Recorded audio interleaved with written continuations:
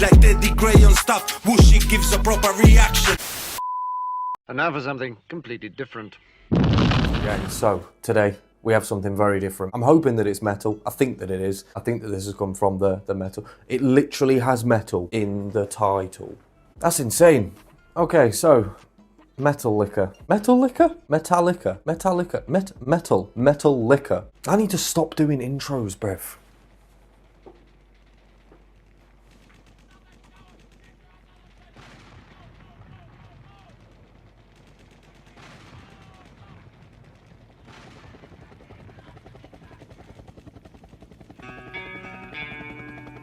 Oh my god, that went from left to right. That helicopter. How are they doing that? How are they cutting it off halfway through? Is that done post-production, or are they doing that with finger work? Obviously, as you know, many of you know, very new to the genre, so I've still got a lot of questions on the fundamentals of the instruments, basically. It was like half a note. I can't remember anything. Can't tell if this is true or dream. Deep down inside, I feel the scream. I really like that. God wake me, and then it was just that resounding, nice little bit of reverb, and then back into the instrumentation again. I like that. I like his voice really accompanies that instrumentation very, very well, very well. It's not too rugged, like it's not too present in the track. It's sort of in the background. I'm waking up, I cannot see that there's not much left of me. Nothing is real but pain now. Hold my breath as I wish for death. Oh please God, wake me. Ooh. If you're waking up and you can't see, then it's probably still a dream and you haven't woken up yet. So then he's saying, please God, wake me. I can't remember anything. The terrible silence stops me. There was gunshots and a helicopter in the beginning, which kind of made me think of like war. But then the instrumentation, I wasn't thinking of war. I was thinking about walking through like a poppy field or something, you know. Now the world is gone. I want that. No, I want that back. I feel like I needed more of that. I needed more of that. Because I don't know why it happened, because it was a little bit too floaty. It was, you know, for the lyrics. And also the gruff in his voice, like, let me be. It didn't lend itself to that. It's a juxtaposition, you know. Which is weird considering he's gone along the line, in the lyrics, he's gone along the line of comparison. Whereas in the beat, it's juxtaposition. I don't know if that means anything. Give me the biddly.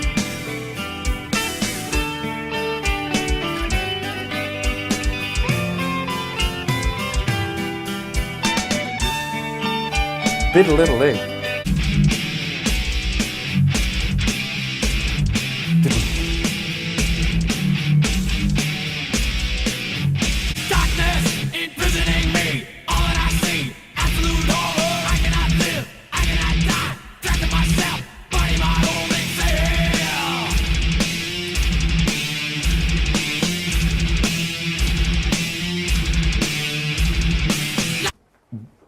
Why? I shouldn't have paused it. I was gonna have a go. Like, why is this song 7.5 minutes long, and yet the things that I like about it, it's not doing them for long enough? He was basically rapping then. Taking my speech, taking my hearing, taking my arms, taking my legs. I'm reading this bit, and I don't even know if he's gonna do it like that. If he doesn't, pissed. If he does, I'll allow it. I like that little cadence. It's because there is anger there, you know, but there's no anger in the instrumentation until it got to that. So I was hoping we were going to hear something a bit more growly or something, but it didn't come in the form of that. It came in the form of like staccato in the lyrics. Very, very harsh ending syllables, you know. And present me, all that I see, absolute order, I cannot live, I cannot. Nah, No. No. No. Do-do-do-do-do-do.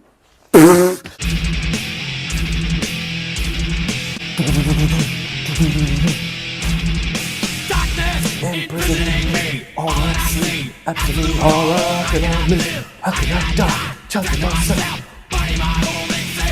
I wish it had carried on.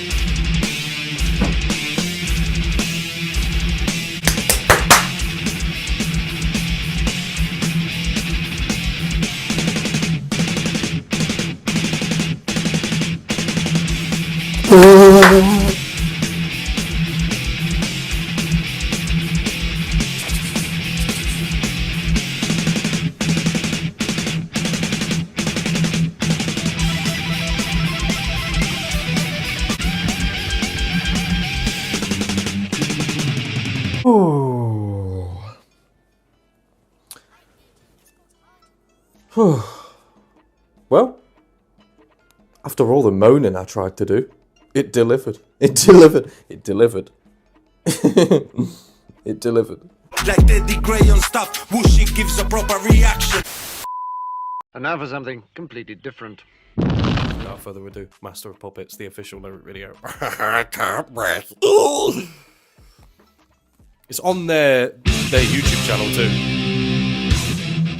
so it should be right. I need to feel this in my toes.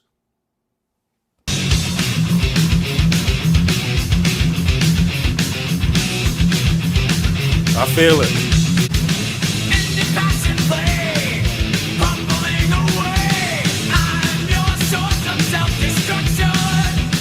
It's obviously intentional, but there's a gap. I'm not registering 4 bars, and my inner metronome is fucking perfection, if I do say so myself. There's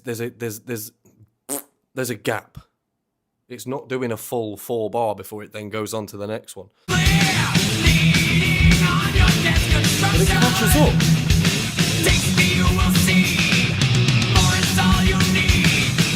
Oh, I'm in the mood now.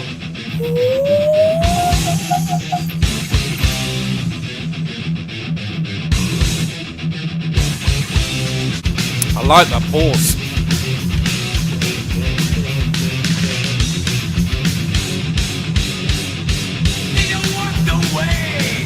Why does that bow now now now now bow now now now now? That reminds me of a song I once heard in Daddy Daycare. I'm reaching out for something.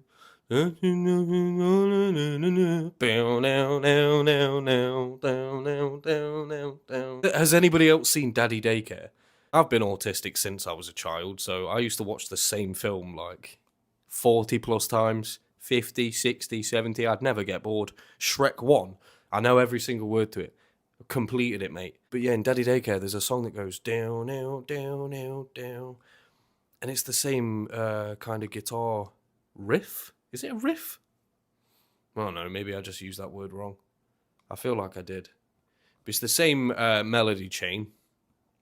Down, down, down, down, down. As usual, if anybody has any clue what the fuck I'm talking about, please let me know. Let me know that I'm not mental. It's all you need, dedicated to how I'm feeling you.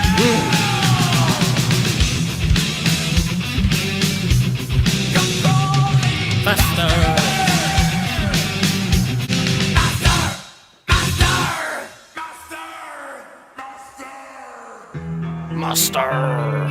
Master. So is it drugs? Is it drugs?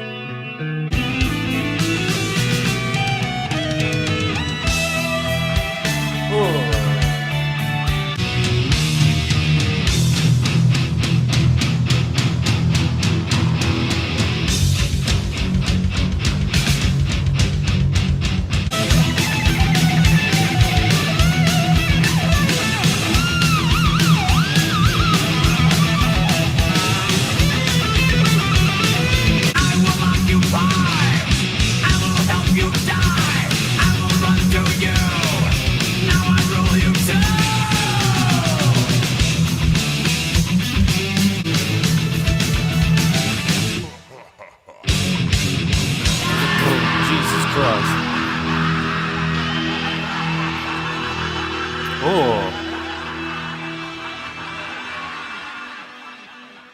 And I don't know if that's meant to represent like all of the souls laughing at you because you're addicted or because you're fucking up, or if it's the demon or the overlord that's laughing at you because he's controlling you, you know? I don't know which laugh that was. But that deep one that you only hear in the right side of your headphones, whoa. Something entered my eye during that reaction. I still don't quite know if it was a song about addiction and about drugs sort of taking over and becoming your master. I suppose it could be sort of tethered to any relationship that you have with something that controls you. So it could be a partner, it could be parents, it could even be like at the workplace, you know? If you have a boss, you have to do everything that they say.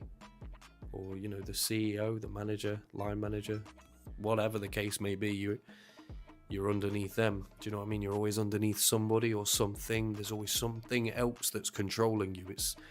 It's that feeling of not being in control yourself. Let me know what else you want to see from me. Metallica wise, because I'm going to be putting up like a... You know how I did that hour?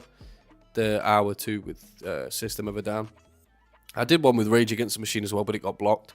The System of a Down one's still up, thankfully. Like Teddy Gray on stuff, whooshy gives a proper reaction. And now for something completely different. Well, I'll do this one first, then we'll see it live. Everybody's happy. Let's go. No subtitles though. Shouldn't be a problem. Off top, I really like that, like, wow. Like, it's just like, I imagine just one pluck of a guitar, but the reverb on it just carried it, and a bit of echo. Very nice.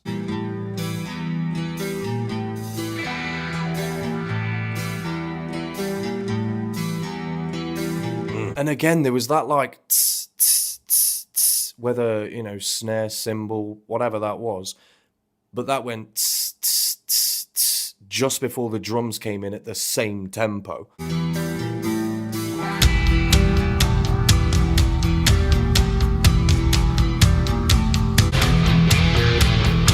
Is it getting faster or is it just me?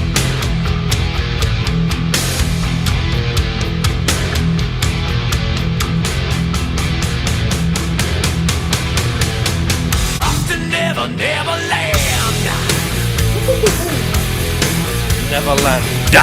Exit light, enter night. And then the Sandman enters, you fall asleep, and you could potentially die. Is it a song about... Is it a song ultimately about the fear of death?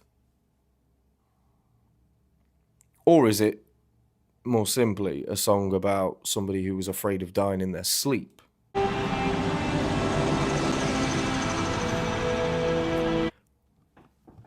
Live in Moscow, 1991. Is that all people? There's no way that's all people.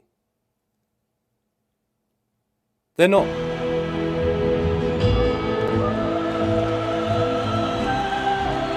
What?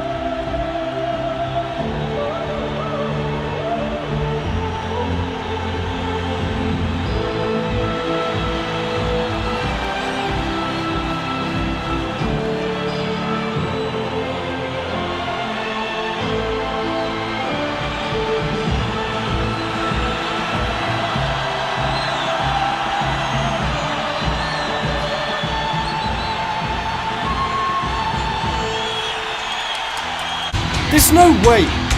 What was this for? This has.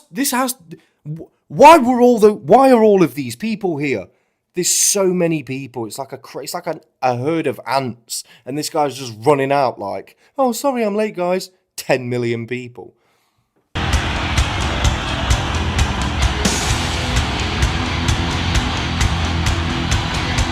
Also, how did he do that with his hair? The guy in the bottom right was flicking his hair round. It was like he was dutty whining.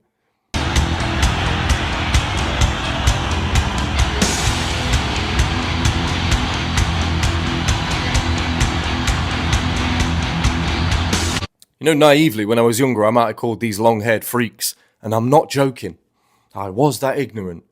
Screw these long-haired freaks, and then continue listening to my rap music.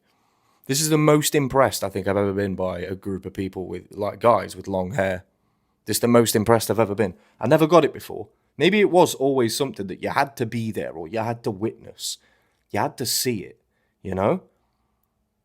I don't know.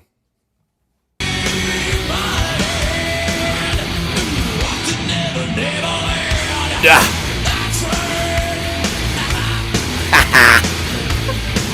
He laughs like me.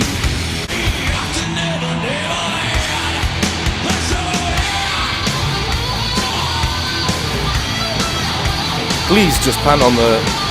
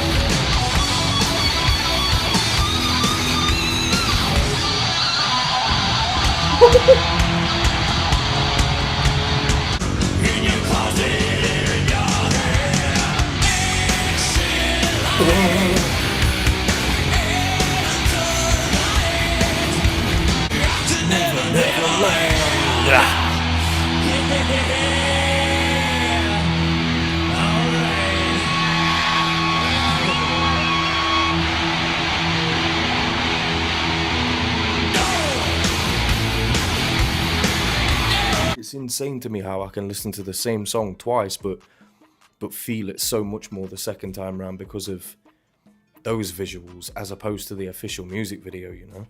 Not that the official music video didn't do it justice and it was the same song. It's just a different feeling. I don't know. There's much more enjoyment in watching a live version, for me personally anyway. Unless the music video is something overtly like cinematic, or at least follows along the lyrics, because then it's kind of twinned with it. But other than that, I couldn't give a shit about the official music videos. But you are welcome. You know, I do it for you guys. But that live version, that's insane. That's insane. It made me want to grow my hair out just so I can do it. Like geddytrey on stuff, whooshy gives a proper reaction.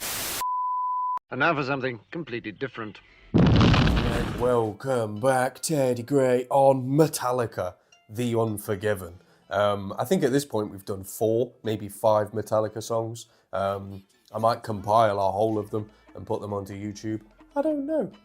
Maybe I'll edit them up. Who knows? But you guys get this. Thanks to the Patreon poll. Metallica, The Unforgiven, lyrics. If there's an official video that you feel like I need to watch, then please let me know. Sounds sad.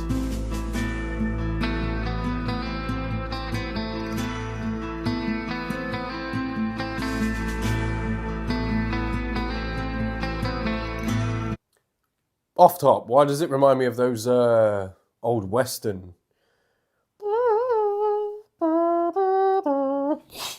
It reminds me of one of those quick draw moments, you know?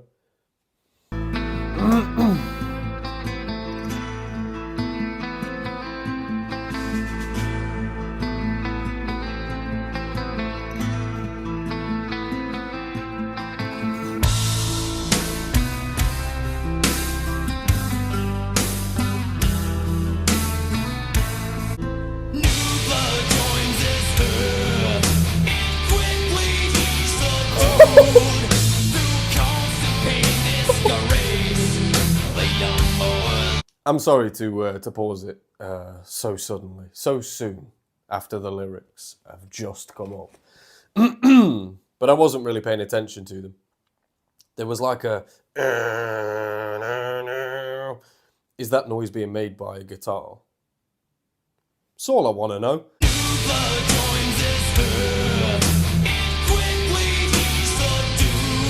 Never be, never see, won't see what night. That's probably the deepest part about this whole song so far. What I've felt, what I've known, never shined through in what I've shown. You could take that many ways. The way that I'm instantly taking it is that it's never shined through in what he's shown, so he's never been honest about what he's felt or what he's been through, what he's known, what he's seen. He's never been honest enough about it to put into his art or his craft or into his personality. Maybe because of the things that he's been through, he wants to be as far away from that as possible. Speaking from personal experience, that's why I don't take on many qualities that, say, my mum or my dad had, you know. Despite the bad things that have been done to him, he never showed that.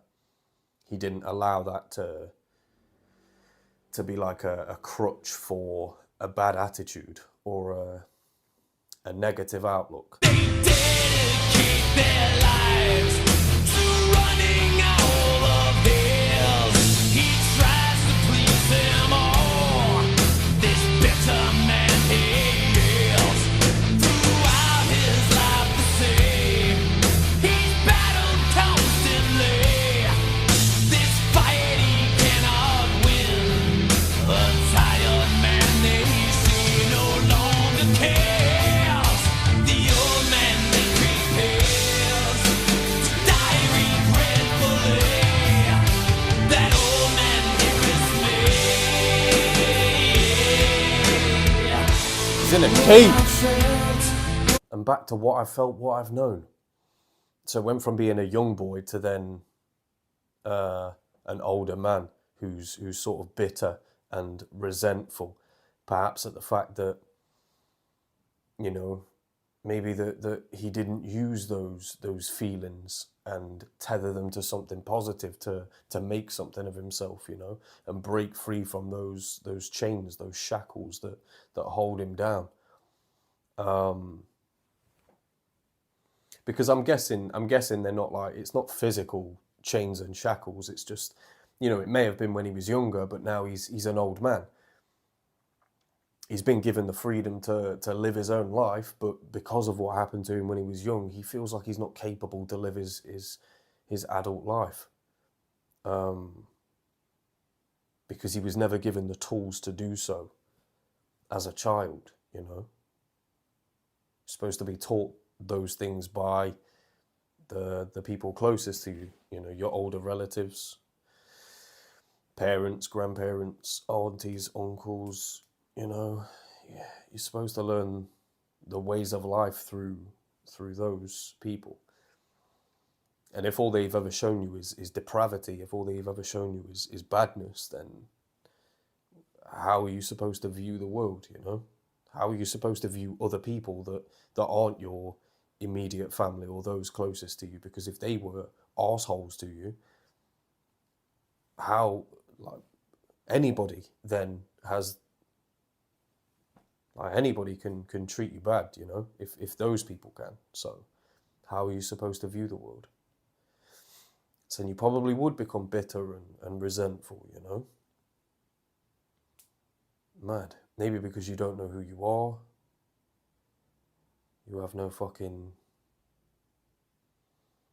He said his will was taken away. And he said the old man is me. So he's talking about himself, you know. Battled constantly. And it's a fight that he can't win because it's in his head, you know.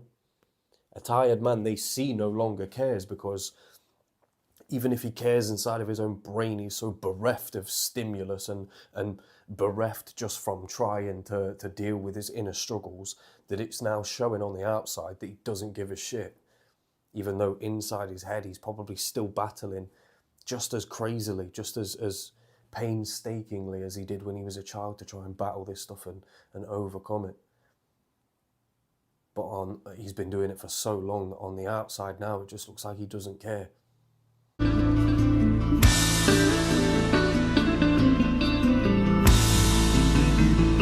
I like that.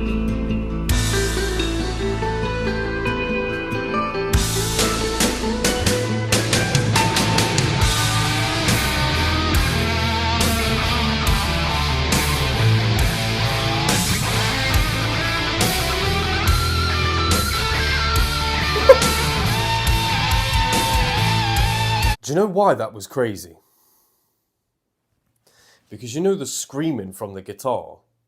There's like a bit kind of in the beginning of that guitar solo. There's a bit in the beginning where it's just like long, like wailing. It almost sounds like screams.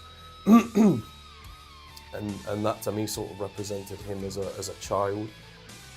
And then the guitar was a lot more repetitive. And that's him as like like going into adulthood, becoming an old man, and becoming that old man that's just continuously battling the same things over and over again in his head. So that repetition in part from the guitar there was symbolizing that. And then in the end of the guitar solo, it was a lot more sporadic and fractured. I don't know what that could represent, but it's almost as if it did it in parts. Like the guitar solo represented the sort of the message of this song just in that guitar solo. On his way to death.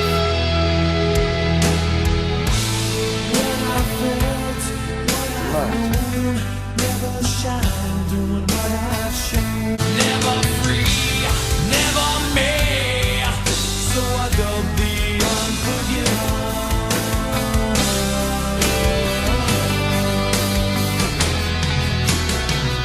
You label me, I label you. So I dub the unforgiven.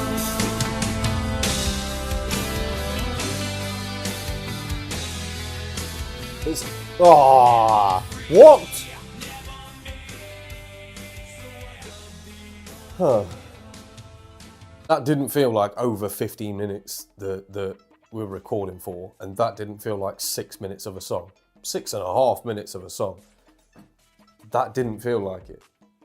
I really enjoyed that. I really, really like that one. It's a much slower pacing. But that one told a nice story. It was vague enough that you can kind of apply your own message to it, you know? Whether that means, like I say, physical shackles and chains, you've physically felt like a prisoner, or mentally you felt trapped. I feel like it's vague enough that you could take it in any direction and still, you know, gain some introspection from that. I really liked how this was sectioned as well. That what I've felt, what I've known, that bit comes in a little bit softer than all of the other bits as well. It's like, that's the reflective bit, you know? Never me, never free. Like, never me, I've never been myself. I've never been free enough to be myself. That's a very deep one, man. Metallica, The Unforgiven. Thank you very much for upvoting this in the Patreon poll, but also for commenting it in the first place. Metallica's been a hell of a ride so far. I'm very much looking forward to the B-sides and the ones that aren't as popular, that do have like a story like this one that I can kind of hypothesize on and, you know, reflect on my own life as a result of. It helps me, you know. So thank you. I hope this has helped you in some way, if only for the entertainment factor. I'm going to go and kill this fly because it's doing my head in. I'll see you guys soon. Teddy dude. You did!